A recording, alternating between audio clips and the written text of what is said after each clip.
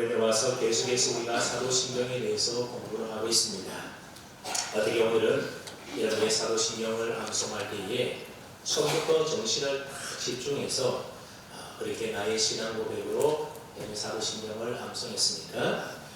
아니면 정신을 차려보니 벌써 성부 하나님에 대한 신앙 고백은 지나가 버렸고 아차 해서 나는 그의 유일하신 아들, 이때부터 정신 차려서 혹시 신앙 고백을 하지는 않았습니까? 그렇게 볼 때 우리가 성부 하나님에 대한 이 세 가지의 신앙 고백은 우리가 자칫 잘못 정신을 차리지 않으면 그냥 습관적으로 지나가 버리는 경우들이 참 많게 된다는 겁니다. 그런데 성부 하나님에 대한 이 세 가지의 고백, 즉 나는 전능하신 하나님을 믿습니다. 나는 아버지 하나님을 믿습니다. 나는 창조주 하나님을 믿습니다. 이 세 가지의 고백은 우리의 신앙 체계에 있어서 너무너무 중요한 고백이라고 하는 겁니다. 왜냐하면 내가 믿는 하나님이 어떤 분인지에 대해서 우리가 제대로 이해하고 믿어야만 그분과의 관계 속에서 내가 어떤 존재인지에 대하여 우리가 바르게 알 수가 있는 것입니다. 하나님의 전능하심을 우리가 분명히 믿고 알아야만 인간된 나의 연약함과 무능함을 깨달아 알게 되는 겁니다. 하나님이 나의 아버지 되심을 알아야 내가 하나님의 자녀라는 사실을 알고 하나님을 아버지로 하나님의 자녀답게 살아갈 수가 있는 겁니다.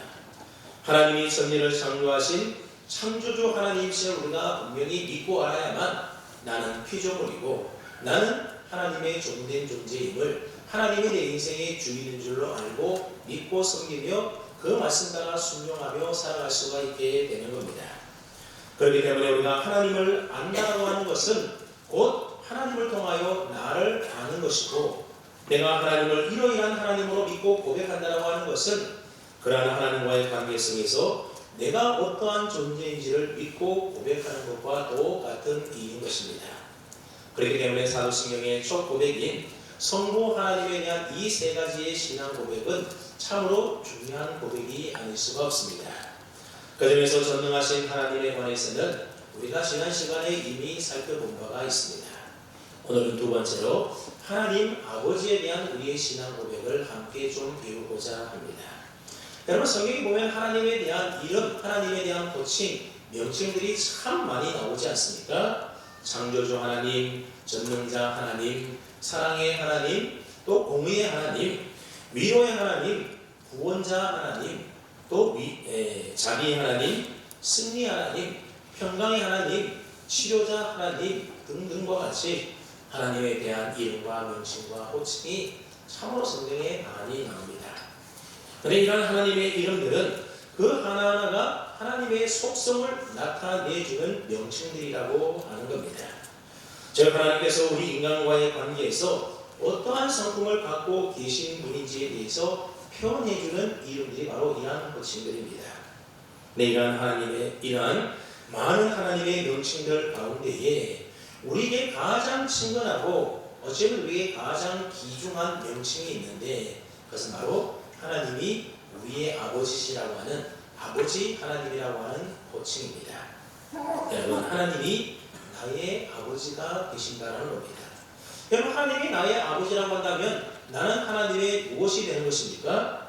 하나님의 아들, 딸, 하나님의 자녀가 되는 겁니다. 그것도 천국돌기 같은 자녀가 아니라 에베소서 5장 1절 말씀에 보았더니 하나님의 사랑받는 자녀다 이렇게 말씀하고 있습니다. 그래서 종교개혁자 마틴 루터는 우리가 하나님에 대해서 생각할 수 있는 최상의 이름은 바로 아버지라고 하는 칭호이다 그런 말을 했습니다. 우리가 하나님을 아버지라 부를 수 있는 것만큼 우리가 하나님에 대하여 부를 수 있는 칭호 가운데 그것이 가장 귀하고 소중한 칭호라는 겁니다. 여러분 하나님이 나의 아버지가 되신다고 하는 것은 나에게 있어서 얼마나 귀한 복인지 모릅니다. 우리가 이 세상 살면서 육신의 부모 잘 만나는 것 참 귀한 복이지 않습니까? 좋은 부모나 훌륭한 부모님 만나게 되면 그 부모로부터 내 삶에 유익한 도움을 참 많이 받을 수가 있게 되는 겁니다. 그러나 우리가 부모님 잘못 만나게 되면 평생 동안 고생하며 힘들게 살 수도 있는 겁니다. 그러니까 이 세상에서는 좋은 부모 만나서 복된 삶을 살아가는 그런 사람들이 있는가 하면 때로는 좋은 부모 만나지 못해서 이것저것 고생하며 사는 사람들도 있다라는 겁니다. 네, 여러분, 하나님을 나의 아버지로 믿고 고백하는 사람은 그 사람이 육신의 부모, 좋은 부모 만났든지 아니면 그렇지 못한 부모 만났든지 아무런 상관없이 그 사람은 이미 예수님을 만나고 하나님을 아버지로 믿기 때문에 그 사람은 참으로 복된 사람인 것입니다. 왜냐하면 하나님은 나의 아버지가 되신다고 하는 것은 천지를 창조하신 전지전능하신 하나님이 나의 아버지가 되시는 것이기 때문에 그렇습니다. 그러나 하나님이 나의 아버지가 되신다고 믿고 고백하는 사람은 이 세상에서 가장 행복한 사람인 줄로 믿으시기를 바랍니다. 거기에 바로 저와 여러분들이 포함되어 있다는 겁니다. 그러니 저와 여러분들이 얼마나 큰 은혜와 복을 받은 사람들입니까? 예수님께서는 주기도문을 통해서 하나님이 우리의 아버지가 되신다 그렇게 제자들에게 가르쳐 주셨습니다. 그래서 여러분 주기도문을 시작할 때 어떻게 시작합니까? 하늘에 계신 우리 아버지, 우리 아버지라고 그렇게 시작을 합니다.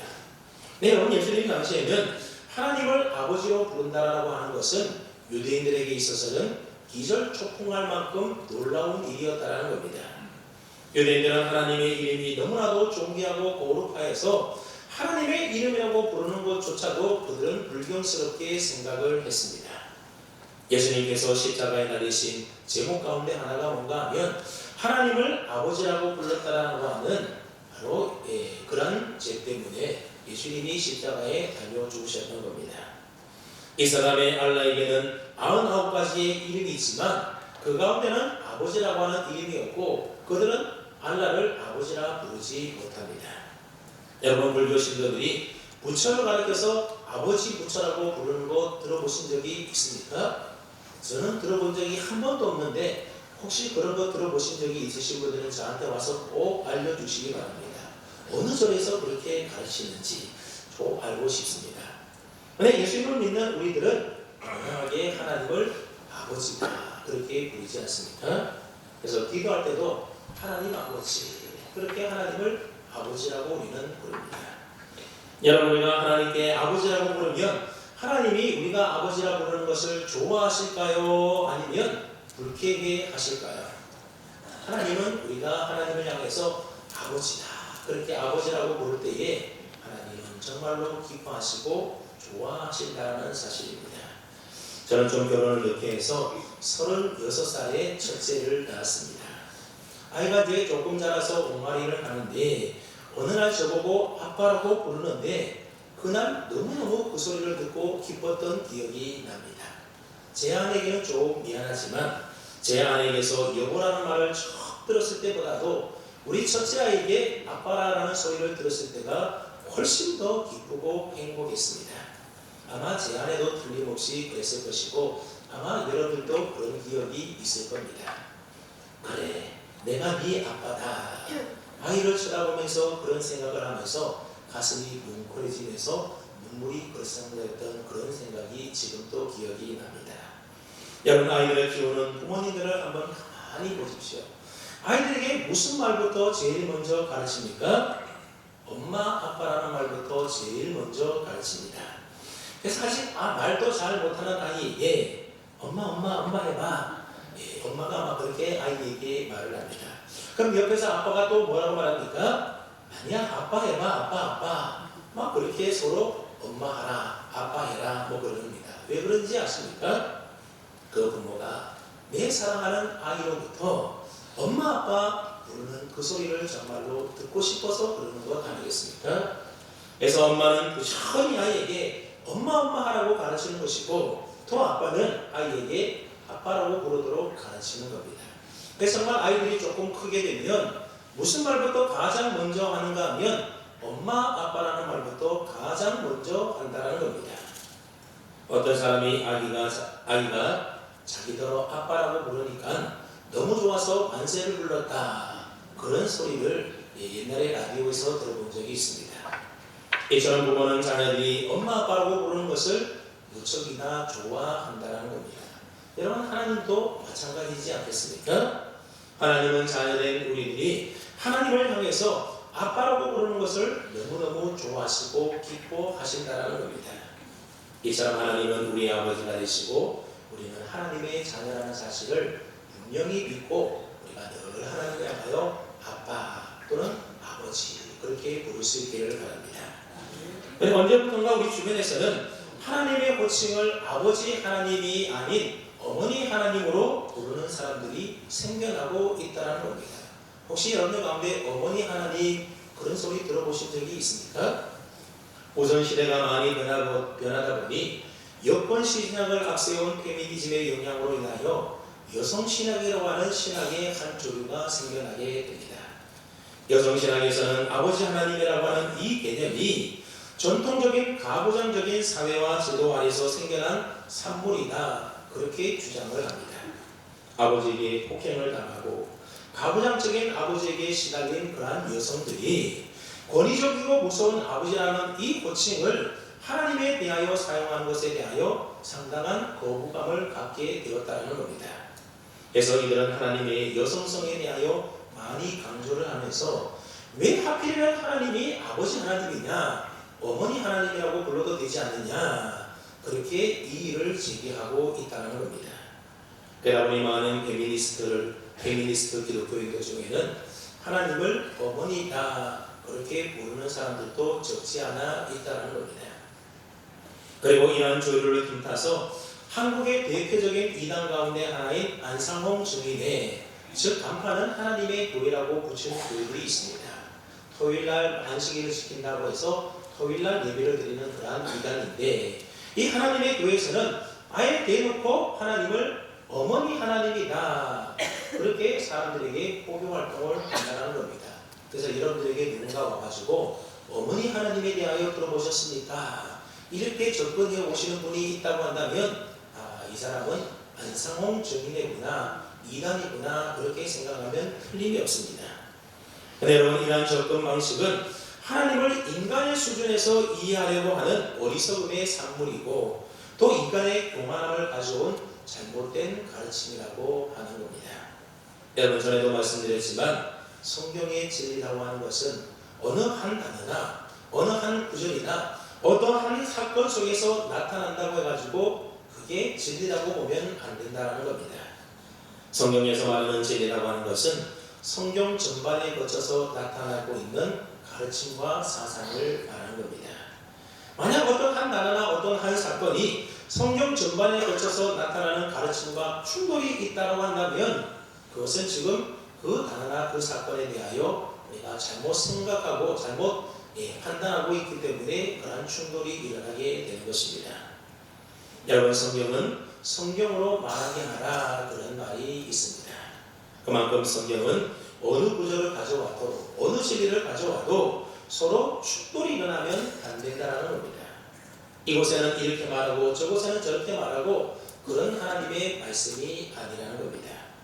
어머니 하나님을 주장하는 이들이 근거로 내세우는 성경 구절이 있는데 그 성경 구절이 어딘가 하면 바로 창세기 1장 26절과 27절 말씀입니다. 우리 한번 앞에 자막이 있죠? 한번 읽어보겠습니다. 시작.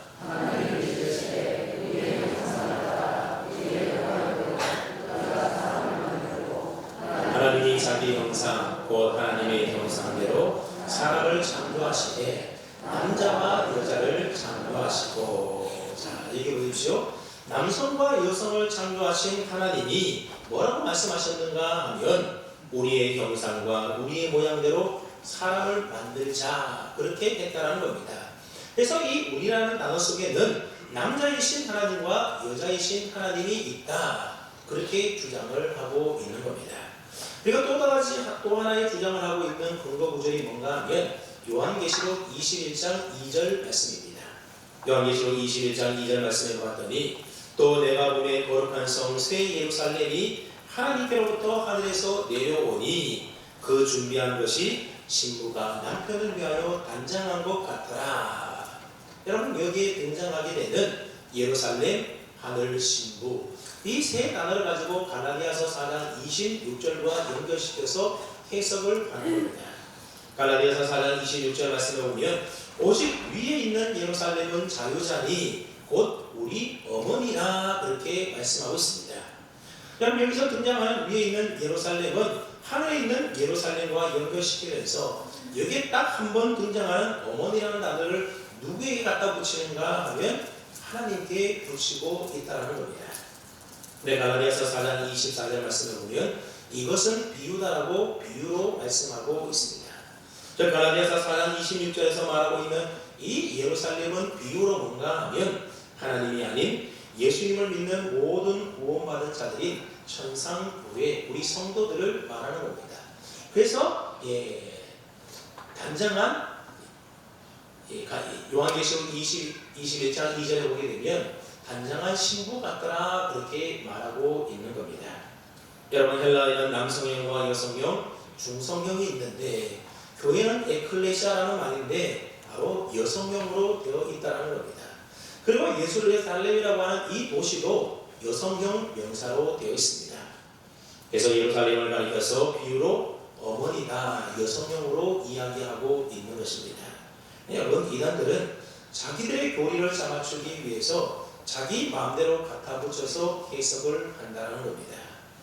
안상홍 정인회인 하나님의 교회도 자신들의 여자 교주인 이 장길자를 신격화하기 위하여 성경을 이처럼 자기 마음대로 해석해서 어머니 하나님이다 그렇게 부르고 있다는 겁니다. 그러면 하나님을 자꾸만 인간의 수준으로 끌어내려서 하나님에게도 성이 있다. 여러분 그런 생각을 하면 큰 오산이라는 겁니다. 하나님은 남성과 여성을 창조하기는 하셨지만 그러나 하나님 안에 무슨 성별이 있어서 뭐 남성이다 여성이다 이렇게 얘기하는 것은 큰 잘못이라는 것입니다. 그런 생각 자체가 하나님을 이방의 잡신과 같은 수준으로 끌어내리려고 하는 인간의 어리석은 가르침뿐이라는 겁니다. 여러분 가나안 사람들의 섬기던 우상을 한번 가만히 보십시오. 그리고 그리스 신화나 로마 신화에 나오는 신들을 보십시오. 남성신이 있고 여신이 있고 그렇게 남녀성이 있다는 겁니다. 자 그렇다면 여러분 하나님께는 성의 구분이 없다고 했는데 그렇다면 왜 우리는 하나님을 아버지라고 부르는 것이겠습니까? 그 전에 우리가 분명히 알아야 될 것은 사도신경에서 하나님에 대하여 아버지라고 호칭을 사용하는 것은 가부장적인 권위나 아니면 남성 우월주의에서 나온 산물이 결코 아니라고 하는 사실입니다. 그리고 성의 구분 차원에서 하나님을 아버지다 그렇게 부르는 것도 아니라는 겁니다. 또한 유대인들이 하나님을 이해할 때에 하나님을 남성으로 이해했기 때문에 우리가 하나님을 아버지로 부르는 것은 더더욱 아닌 것입니다. 전통교회에서 왜 하나님을 아버지라고 부르는지 그 이유와 의미에 대해서 우리가 한번 몇 가지로 좀 살펴보고자 합니다. 먼저 요아킴 예레미야스라고 하는 유명한 신학자가 있습니다. 이 저명한 신학자는 일평생에 걸쳐서 아바라고 하는 아람어 단어를 연구하게 됩니다. 그 연구한 결과가 하나님에게 이 아바라고 하는 호칭을 붙인 이유를 한마디로 이 사람이 뭐라고 정리했는가 하면 친밀감의 표시다 그렇게 해석을 내렸습니다. 하나님은 천지만물을 창조하신 전능하신 하나님이긴 하시지만 우리에게서 결코 멀리 떨어져 계신 분이 아니라는 겁니다. 지금도 우리와 이곳에 함께 계시고 나에게 깊은 관심과 애착과 애정을 갖고 계신 친밀하신 분이시라는 의미에서 우리가 하나님을 아버지라고 호칭을 한다는 겁니다. 이 친밀한 관계는 그 어느 누구도 중간에 끼어들 수 없는 그런 친밀함이 바로 아바 아버지라는 단어 속에 담겨져 있다는 겁니다. 그래서 내가 아파할 때에 하나님도 나와 함께 계셔서 같이 아파해 주시고 내가 울고 억울해 할 때에도 하나님이 나와 함께 계셔서 함께 울어주고 함께 억울해 하는 겁니다. 여러분과 자녀들이 힘들고 아프고 어려우면 부모가 나 몰라라 그럽니까? 같이 곁에 서서 함께 아파해주고 함께 울어주고 함께 그 고통을 나누지 않습니까? 바로 하나님이 우리의 아버지시기 때문에 하나님이 이처럼 우리에게 아버지처럼 친밀하게 우리와 늘 함께 계셔서 우리의 모든 것들을 돌봐주시고 지켜주시고 보호해 주신다는 겁니다. 그래서 내가 고통당하고 괴로움당할 때에 저 멀리 계시면서 이건 이렇게 하고 저건 저렇게 하고 조언하며 코치하는 감독이 아니라 내 옆에 계시면서 나와 함께 고통당하시고 괴로움을 당하시는 나의 아버지 되시는 분이 바로 내가 믿는 하나님이라고 하는 겁니다. 그런 의미에서 우리는 아바 아버지다, 아버지 하나님이다, 그렇게 부른다는 겁니다. 고대 바벨론에서는 자기 신의 이름을 부를 때에 얼마나 장황하게 불렀는지 모릅니다. 하늘과 땅의 왕이신 사하스여, 공평해 주시며 정의해 주시며 세상 천지해 주시며 약속을 피하지 않으시며 명령을 변하지 아니하시는 주시여. 여러분, 이렇게 장황하게 그의 신을 불렀다는 겁니다. 여러분, 왜 이렇게 장황하게 그들의 신을 불렀겠습니까? 그들은 자신의 신을 설득해야 했고 온갖 아첨을 해야 했고 신에 대한 자신의 헌신을 증명해야만 했기 때문에 이와 같이 장황하게 그의 신을 불렀다는 겁니다. 쉽게 말해 그들의 신은 그들과 별로 가깝지도 친하지도 않았던 겁니다. 여러분, 친한 사이에는 소론이 필요 없는 겁니다. 여러분, 자녀가 아버지에 가서 무엇인가를 부탁하는데 아빠, 나 이것 좀 사줘. 아빠, 여러분, 이러면 다 해결되지 않습니까? 근데 연봉이 많으시고 얼굴도 잘생기시고 남자다운 기상과 대범함을 지니신 우리 아버지요, 내게 이거 필요한 용돈 좀 주시옵소서. 여러분, 그렇게 할 필요가 있겠습니까? 그럴 필요가 없다는 겁니다. 그러면 네가 미쳤나? 여러분, 그러지 않겠습니까? 그러니 하나님을 아버지라고 아빠라고 부르는 것은 그만큼 하나님과 우리와의 관계성의 친밀함을 드러내기 위한 호칭이라는 겁니다. 두 번째로 하나님은 우리의 필요를 베풀어 주시고 채워주시는 분이라는 의미에서 우리는 하나님을 아버지라 부른다는 겁니다. 여러분, 자녀들이 뭔가 필요한 게 있으면 누구를 찾겠습니까? 물론 엄마를 찾는 경우도 많지만 아빠를 찾게 됩니다. 여러분, 근데 육체 아저씨한테 가가지고 저 아저씨, 저 오늘 학용품 사야 되는데 좀 용돈 좀 주세요. 그렇게 해 보십시오. 그러면 그 옆집 아저씨가 아유 그렇구나 하면서 여러분 용돈을 줄까요? 물론 친하게 되면 그런 줄 수도 있겠지만 그렇지 않습니다. 너네 아빠한테 가서 달라고 했지 왜 나한테 달라고 하느냐? 그러면서 그 아버지께로 돌려보내봅니다. 왜냐하면 자녀의 삶에 필요한 모든 것은 그 자녀의 아버지가 다 책임져주고 공급해 주는 겁니다. 그럼 저희 집에도 아이들이 셋 있는데 이 아이들이 얼마나 번번스럽게 저한테 와가지고 아빠 용돈 좀 주세요, 이것도 해주세요, 저것도 해주세요. 맡겨놓은 건 아무것도 없으면서 그렇게 합니다. 왜 그럴까요? 아빠니까. 아버지니까 나의 모든 필요한 것들을 지금까지도 다 공급해서 채워줬고 필요를 채워줬고 앞으로도 그럴 것을 믿기 때문에 와서 이것저것 필요한 것 해달라고 요청을 한다는 겁니다. 마찬가지로 우리 하나님께서는 전능하신 능력으로 우리의 모든 필요한 것들을 공급해 주시는 아버지이십니다. 하나님은 내가 무엇이 필요한지 나보다 먼저 하시고 나를 위하여 미리 내 앞길에 예비하시고 준비해 놓으신 여호와 이레의 하나님이십니다. 그래서 그 때와 시를 따라서 나의 필요 적절하게 채워주시는 분이 누구시라고요? 그분이 바로 나의 아버지 하나님이라는 겁니다. 그래서 야고보서 1장 17절 말씀에 보면 온갖 좋은 은사와 온갖 선물이 다 위로부터 빛들의 아버지께로부터 내려온다. 아버지께로부터 내려온다는 겁니다. 그런 의미에서 우리는 하나님을 아버지라 부른다는 겁니다. 세 번째는요, 생명의 시작이고 모든 것의 근원이고 원천이라는 의미에서 우리는 하나님을 아버지라고 부른다는 겁니다. 생물학적인 견해에 따르게 되면 생명은 남성으로부터 시작이 되는 겁니다. 여러분, 조선시대 송강 정철이 지은 훈민가를 보게 되면 아버지 날 낳으시고 어머니 날 기르시니 이렇게 시작을 하고 있습니다. 여러분, 여기 보면 누가 낳는다고 말을 합니까? 어머니가 낳는 것이 아니라 아버지가 낳는다, 그리고 어머니가 기른다, 그렇게 표현하고 있습니다. 그래서 아버지가 낳는다는 말이 무슨 뜻이겠습니까? 생명의 시작이 아버지로부터 시작되었다, 그런 의미의 말입니다. 여러분, 생명은 남성의 생명의 씨에서부터 시작이 되는 겁니다. 그리고 여성의 몸에서 자라는 겁니다. 물론 출산의 과정이 여성들에게 있기는 하지만 생명의 시작은 누구로부터 시작된다는 겁니까? 아버지로부터 시작이 되는 겁니다.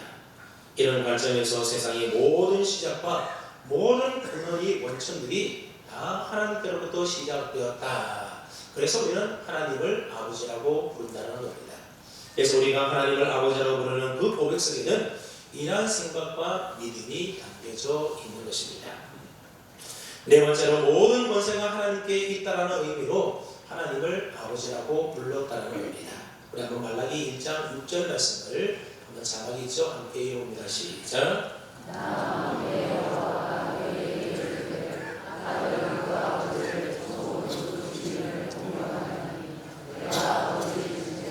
나를 공경함이 어디 있느냐? 내가 아버지일 텐데 나를 공경함이 어디 있느냐? 하나님이 이스라엘 백성들을 향하여 그렇게 말씀하고 있습니다. 우리 아이들이 어렸을 때에 집에 이제 십계명을 냉장고에다가 이렇게 붙여놓고 아이들로 하여금 적어서 읽도록 그렇게 만들었습니다. 근데 그 가운데에 5번째 계명인 내 부모를 공경하라, 이 부분을 우리 큰애가 뭐라고 생각하는가 하면 내 부모를 공격하라 이렇게 적어놔서 참 웃었던 적이 있습니다. 오늘 이스라엘 백성이 그렇다는 겁니다. 하나님은 우리 아버지이시기 때문에 아버지를 공경하는 것처럼 하나님을 공경해야 된다는 겁니다. 근데 이스라엘 백성들은 하나님을 공경하기보다는 오히려 공격했다는 겁니다. 그래서 하나님이 내가 아버지이신데 나를 공경함이 어디에 있느냐 이렇게 묻고 있습니다.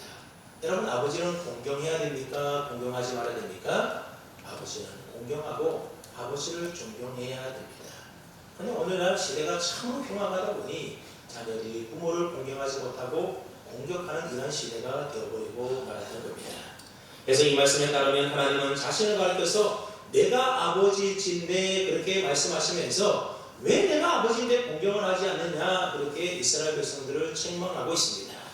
즉 하나님은 마땅히 우리의 공경과 존경을 받아야 될 뿐더러 우리의 아버지 되시는 하나님이라는 겁니다. 그러니까 우리가 하나님을 아버지라고 부르는 것은 하나님은 우리의 경배를 받으시기에 합당한 분이기 때문에 우리는 하나님을 향하여 아버지라고 부른다는 겁니다. 그러므로 우리가 하나님의 권위와 권세 아래 그저 순종하고 충성하고 공경한다는 고백이 바로 이 아버지라고 하는 호칭 속에 다 담겨져 있다는 겁니다.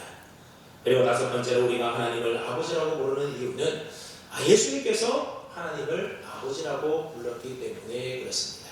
여러분, 요한복음에 보면 아버지라고 하는 말이 117번 나오게 됩니다. 따라서 하나님의 양자가 되어서 예수님의 형제요 자매된 우리들 역시도 예수님처럼 하나님을 향하여 뭐라고 불러야 된다는 겁니까? 아버지라고 불러야 된다는 겁니다. 예수님뿐만 아니라 예수님의 제자들인 사도들과 또 초대교회 성도들과 지금까지 역사적으로 계속해서 모든 교회들이 그래서 하나님을 아버지라 그렇게 불렀던 겁니다. 그렇기 때문에 사도적 가르침을 이어받아온 우리들 역시 하나님을 뭐라고 부르느냐? 바로 아버지 하나님이다 그렇게 부른다는 겁니다. 여러분, 성경 6,000년 역사 속에 단 한 번도 하나님을 어머니라 부른 적이 없었다는 겁니다. 근데 지금 와서 성경 속에 뭔가 감추어진 비밀을 자기들만이 발견해서 진리를 깨달은 것 마냥 어머니 하나님을 믿어야 천국 간다고 말하는 것은 인간의 교만함이 가져온 분명한 잘못된 가르침이라는 사실을 우리가 분명히 믿을 수 있기를 바랍니다. 그다음에 여러분, 아무나 하나님을 아버지라고 부를 수 있겠습니까? 만약에 그렇지 못한다고 한다면 어떤 사람이 하나님을 아버지라고 부를 수 있는 겁니까? 오늘 보면 14절 말씀을 다 함께 읽어보겠습니다. 오늘 보면 14절입니다. 시작.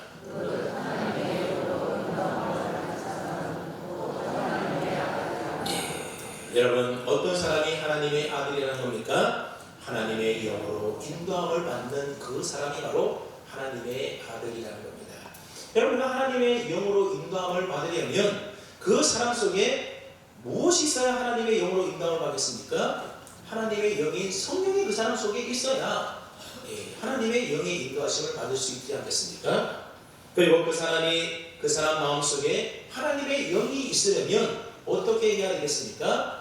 예수님을 믿고 영접해야만 하나님의 영이 그 사람 속에 있게 되고 하나님의 영의 인도하심을 받아서 하나님의 자녀가 될 수가 있습니다. 좀 쉽게 정리하면 우리가 예수님을 믿고 예수님을 영접하면 하나님의 아들이 되고 그리고 하나님을 아버지라고 부를 수 있게 된다는 겁니다. 그래서 우리가 너무나 잘 알고 있는 요한복음 1장 12절 말씀을 보면 영접하는 자, 곧 그 이름을 믿는 자들에게는 하나님의 자녀가 되는 권세를 주셨다 말씀하고 있습니다. 여러분, 어떤 사람에게 하나님의 자녀가 되는 권세를 주셨다는 겁니까? 예수님의 이름을 믿고 영접한 사람에게 하나님의 자녀가 되는 권세를 주셨다는 겁니다. 다른 그 어떤 조건을 이야기하고 있지 않습니다. 오직 하나님의 은혜로 예수님을 믿고 영접한 그 사람에게 하나님의 자녀가 되는 권세를 주신 것입니다. 그 사람 안에 성령님이 가시고 그 성령님이 인도하심을 받고 있는 그 사람이 바로 하나님의 자녀라는 겁니다. 그러므로 저와 여러분들이 예수님을 믿고 영접했다고 한다면 우리는 자동적으로 하나님의 자녀인 줄로 분명히 믿으시기를 바랍니다. 에베소 2장 19절에 보게 되면 그러므로 이제부터 너희는 외인도 아니요 나그네도 아니요 오직 성도들과 동일한 시민이요 하나님의 권속이다 이렇게 말씀하고 있습니다. 예수 믿는 우리들을 향하여 하나님의 권속이다 말을 하는데 여러분, 이 하나님의 권속이라는 말 속에는 하나님 가문의 일원이 되었다 그런 의미가 담겨져 있는 겁니다. 다시 말하면 하늘나라 로얄 패밀리의 일원이 되었다는 겁니다. 누가요? 예수 믿는 저와 여러분들이 그렇게 되었다는 겁니다. 그래서 심지어 로마서 8장 29절 말씀에 보면 이는 그로, 여기서 그로라는 말은 그 앞에 보면 예수 그리스도를 말하는 겁니다. 그러니 우리가 예수 그리스도로 많은 형제 중에서 맏아들이 되게 하려 하십니다. 그런 말씀이 기록되어 있습니다. 여러분, 예수님이 하나님의 아들이고 그리고 우리들도 예수님을 믿음으로 하나님의 아들이 되었으니 예수님이 뭐입니까? 우리 형님이고 우리 오빠가 되는 겁니다. 맏아들이 되었다는 겁니다. 그러니 여러분, 우리가 예수님을 믿고 하나님의 자녀가 된 것은 엄청난 일이지 않습니까? 오늘 보면 16절 말씀에 보면 이 엄청난 일에 보증을 해주시고 증언을 해주시는 분이 계시는데 그분이 누구입니까? 바로 우리 안에 내주에 계시는 성령님이 보증해 준다는 겁니다. 유대 나라에서는 양자 입양식을 할 때에 7명의 보증인을 세운다고 합니다. 그래서 나중에 문제가 생기게 되면 이 7명의 보증인들이 그 사람이 이 사람의 양자되었다는 사실을 증언해주고 보증해 준다는 겁니다. 여러분, 하나님이 그럴 리는 없겠지만 자녀인 우리가 하나님 아버지께 기도하였는데 하나님이 모른다 하는 일이 없도록 누구를 세워놓으셨다는 겁니까? 성령님을 보증으로 세워주셨다는 겁니다. 증인이라는 겁니다. 그러니 예수님을 믿고 영접하기만 하면 누구든지 하나님의 자녀가 되는 이 엄청난 일의 주인공이 되는 것입니다. 그 주인공이 누구라는 겁니까? 바로 저와 여러분들이라는 겁니다. 그러니 저와 여러분들은 얼마나 복받은 사람들입니까? 여러분, 오늘 본문 17절에 보면 하나님의 자녀인 우리가 받은 복에 대하여 이렇게 이야기를 합니다. 자녀이면 또한 상속자 곧 하나님의 상속자요 그리스도와 함께한 상속자니. 저와 여러분들을 뭐라고 부르고 있습니까? 하나님의 상속자다. 여러분, 재벌의 상속자가 되면 얼마나 그 사람에게 있어서 큰 자랑거리고 또 그것이 얼마나 자신에게 든든하겠습니까? 그런데 우리는 누구의 상속자라는 겁니까? 하나님의 상속자, 그리스도와 함께한 상속자라는 겁니다. 요한복음 1장 12절에 보면 그것을 가리켜서 자녀의 권세라는 말로 표현한 바가 있습니다. 여러분, 죄인이었던 우리들이 하나님의 자녀가 되는 권세를 받게 되었다고 하는 것은 세상에서 얻을 수 없는 놀라운 큰 은혜요 복인 것입니다. 하나님의 자녀의 가장 큰 권세는 무엇이겠습니까?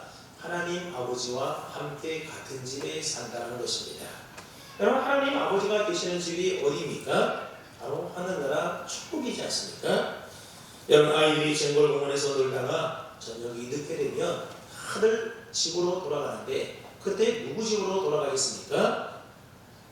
남북에서 가장 좋은 집, 가장 큰 집으로 갑니까? 아니면 자기 아버지가 있는 자기 집으로 갑니까? 아버지가 있는 집으로 갑니다. 왜냐하면 아버지가 있는 집이 내 집이기 때문에 그렇습니다. 여러분, 어떤 아이가 나는 저 아저씨 집이 우리 동네에서 제일 좋은 집이니 나는 오늘부터 저 집에서 살래 하고 그 집에 가서 아저씨에게 아저씨, 나 오늘부터 아저씨 아들 할래요. 그러면서 아저씨와 함께 살래요? 그러면 뭐라고 말할까요? 그래, 오늘부터 나랑 함께 살자 그럴까요? 그렇지 않고 얘야 너네 아빠 집으로 가라 그렇게 얘기할 겁니다. 여러분 아버지가 있는 집이 내 집이고 자녀이면 그 집이 내 집이 된다는 겁니다. 여러분 하지만 그 가장 좋은 집에 사는 사람은 누구겠습니까? 그 집의 자녀들은 그 아저씨와 함께 그 집에서 살게 되는 겁니다. 왜 그러겠습니까? 그 아저씨의 자녀들이기 때문에 그렇습니다. 여러분 자녀가 아버지 집에서 아버지와 함께 사는 것은 무슨 자격이 있어서 아버지 집에 함께 사는 게 아니라는 사실입니다. 예를 들어서 공부를 잘해서라든지 착하고 성품이 좋아서라든지 아니면 부모님 말을 잘 들어서 아버지 집에 함께 사는 것이 아니라는 겁니다. 부모는 자녀가 공부를 좀 못해도 부모 말을 좀 잘 듣지 않아도 인격이 훌륭하지 못해도 건강이 좋지 못해도 내 자녀이면 내 집에 함께 데리고 사는 것입니다. 여러분 세상에 자녀가 부모 말을 잘 듣고 공부를 잘하고 인격이 잘 되어서 함께 집에서 데리고 살고 그렇지 않으면 집 밖으로 내쫓아보낼 그런 부모가 세상에 어디에 있겠습니까? 그냥 자녀면 부모랑 함께 같은 집에 산다는 겁니다. 마찬가지로 여러분 장차 우리가 하나님이 계신 천국집에 가는 것은 내 인격이 훌륭해서 가는 것이겠습니까? 아니면 착한 일을 많이 해서 가는 것이겠습니까? 아니면 성경을 많이 알아서 기도 많이 해서 교회 열심히 다녀서 가는 것이겠습니까? 결코 그렇지가 않다는 겁니다. 그런 모든 것과 상관없이 우리가 하나님의 자녀가 되었기 때문에 하나님 아버지가 계시는 천국에 가는 줄로 믿으시기를 바랍니다. 다른 조건이 있는 것이 아닙니다.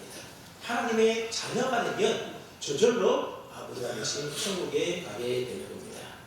이것이 바로 하나님을 아버지라고 부르는 자녀만이 누릴 수 있는 권세요 특권인 것입니다. 그런데 여러분 하나님의 자녀가 되어서 상속자가 되었다고 하는 것은 엄청난 큰 복이 아닐 수가 없는 겁니다. 상속자가 되면 시집도 물려받게 되고 모든 아버지의 유산도 내가 다 물려받게 되는 겁니다. 오늘 로마 황제 네로는 노예 자녀로 태어나서 노예로 자란 사람이었습니다. 그런데 클라디우스라고 하는 황제가 네로를 양자로 삼게 됩니다. 그래서 네로는 클라우디우스의 황제의 상속자가 되어서 나중에는 결국 로마 제국의 황제가 되지 않습니까?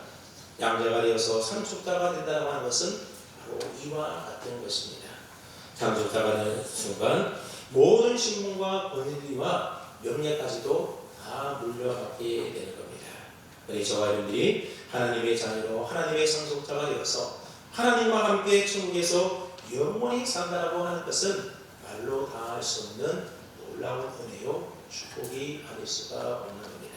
그 다음 말씀에 보게 되면 우리가 하나님을 자녀로 살아가지만 때로는 당하는 고난에 대해서도 이야기하고 있는데 여러분 하나님의 자녀임에도 고난당하는 것 문제가 된다는 겁니까? 안 된다는 겁니까? 하나님의 자녀이기 때문에 이 땅에서 받는 고난 아무 문제가 될 게 없다는 겁니다. 왜냐하면 우리가 장차 받게 될 하나님 나라에서 받게 될 그 영광은 지금 세상에서 받는 이 고난과 비교조차도 안 될 만큼 놀라운 영광을 얻게 될 것이기 때문에 그렇습니다. 그러므로 여러분 이제부터 사도신경을 우리가 암송할 때마다 이 은혜와 복을 내가 누리고 있음에 대하여 기쁘고 감사한 마음을 가지고 나는 하나님 아버지를 나의 아버지로 믿습니다. 그렇게 고백할 수 있기를 바랍니다. 그리고 아버지 되시는 하나님을 향한 믿음을 가지고 이번 한 주간 동안도 믿음으로 승리하며 살아갈 수 있는 저와 여러분 될 수 있기를 주님의 이름으로 축원합니다.